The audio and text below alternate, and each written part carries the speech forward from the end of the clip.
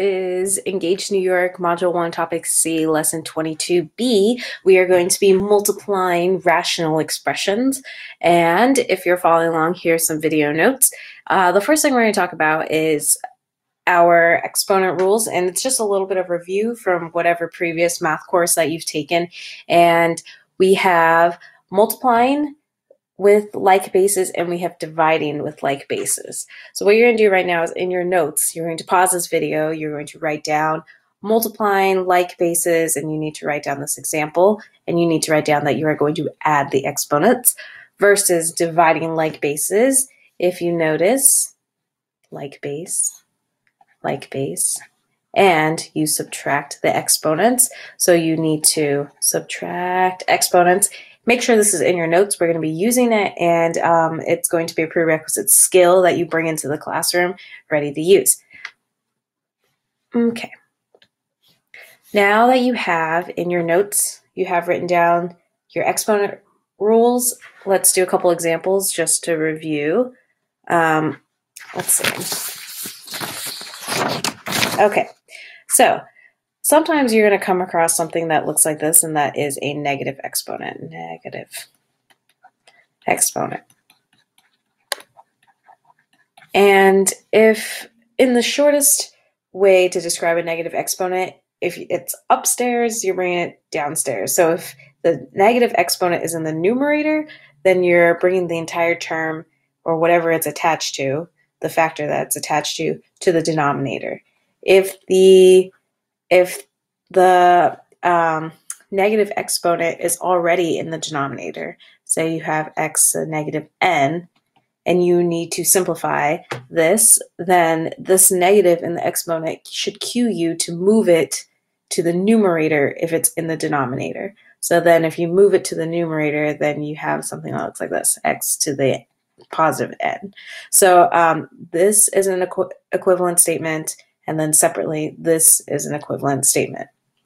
And if you're wondering, if you can't ever remember why it is, as a side note, I want you to think about, oh, lovely. I want you to think about x to the 0 power, what 1 is. 1 is x to the 0 power. 1 is anything to the 0 power. But in this case, let's use x to the 0 power over x to the n power. So x to the 0 power would be our 1 right here, and then x to the n is our x to the n.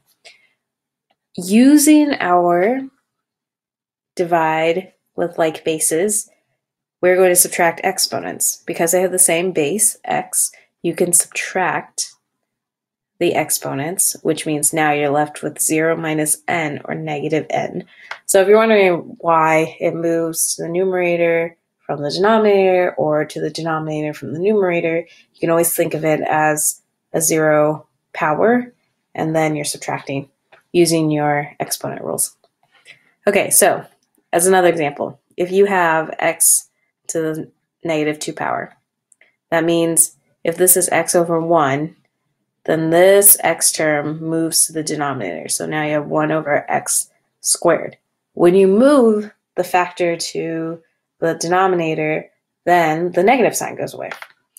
If you have something like this, xy to the negative 2, if you look closely here, this negative 2 is attached. The closest thing to this negative 2 is the parentheses. That means everything in the parentheses has got to move down to the denominator. So 1 over xy squared. So the negative sign is gone, but the 2 is still there. Okay. And then, but if you have this, xy to the negative 2, this negative 2 is not attached to any parentheses. That means this negative 2 is only acting on the y. That means the x stays in the numerator, and the y goes to the denominator, y over x squared. Okay. If you have any questions about this, write them down in your notes, annotate your notes in a way. If you need another example, that's something you can also add to your notes, or you can search negative exponents as well. Okay. Let's go on to